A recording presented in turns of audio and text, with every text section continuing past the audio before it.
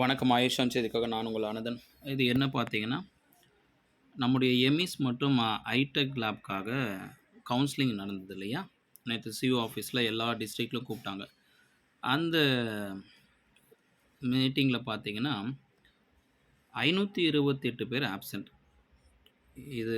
இதுதான் தகவல்.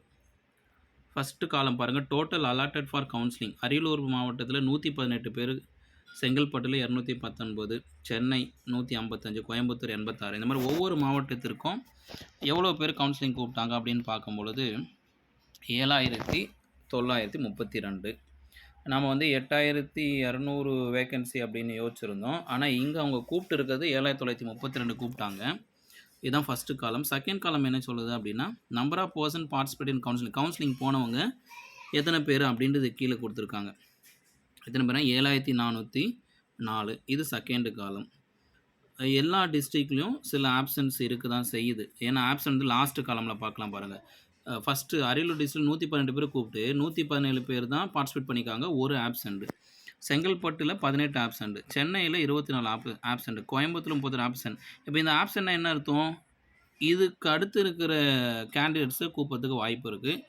இல்லை கம்ப்யூட்டர் வித் பிஎட் படித்தவங்க, கம்ப்யூட்டர் குவாலிஃபிகேஷனுக்கு கூப்பிட்றதுக்கு வாய்ப்புகள் அதிகமாக இருக்குது. எல்லா டிஸ்ட்ரிக்ட்லையும் ஆப்சண்ட் இருக்குது. 0 ஆப்சண்ட்ன்றது எந்த டிஸ்ட்ரிக்ட்லேயும் இல்லைங்க. ஸோ ஒட்டுமொத்தமாக எவ்வளோ பேர் ஆப்சண்ட் ஆகியிருக்காங்க? 528 ஐடிக்கு தன்னார்வலர்கள் அப்படின்னு சொல்லிடலாம், பொது நபர்களும் சொல்லலாம். 528 பேர் ஆப்சண்ட் ஆகிட்டாங்க. அடுத்த ஒரு விஷயத்தில் என்ன நடந்திருக்கு அப்படின்னா, நம்பர் ஆஃப் செலக்டட் ஃபார் ஐடெக் லேப்க்கு செலக்ட் ஆனவங்க ஒரு லிஸ்ட்டு கொடுக்குறாங்க. அதுலேயும் 6890 பேர். இவ்வளோ பேர் தான் பணிக்கு போகிறாங்க. 6890, 6890 பேர். பக்கத்தில் ஒரு காலம் இருக்குது. அது என்ன அப்படின்னா, இந்த நம்பர் ஆஃப் ரீலிங்குவேஜ் கேண்டிடேட்ஸ் சொல்கிறாங்க. இவங்க வந்து வேணான்னு சொல்லி விட்டுட்டவங்க.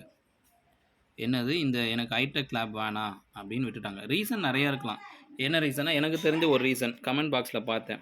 பிஇ ஃபைனல் இயர் படிக்கிறேன் அப்படின்னு சொல்லிட்டு ஒரு ஐடிக்கு தன்னால்வர் என்ன பண்ணிட்டாங்கன்னா, சார் நான் பிஇ ஃபைனல் இயர் படிக்கிறேன், என்னால் இது கண்டினியூ பண்ண முடியாது.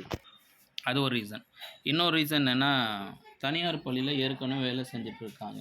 ஏற்கனவே ஒரு 25,000 28,000 அந்த மாதிரி தனியார் பள்ளியில் என்ன பண்ணிகிட்ருக்காங்கன்னா வேலை செஞ்சிட்ருக்காங்க.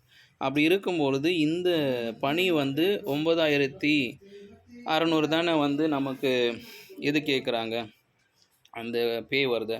ஸோ அதனால் என்ன பண்ணுறாங்க, அதை வந்து வேணான்னு கூட எழுதி கொடுத்துருக்கலாம். ஸோ இது மாதிரி பல்வேறு காரணங்களுக்காக இது ரீலிங்குவேஜ் பண்ணியிருக்காங்க. வேணான்னு சொன்னவங்க, இந்த வேணான்னு சொன்னவங்க வந்து கவுண்டிங் பார்த்தா 514.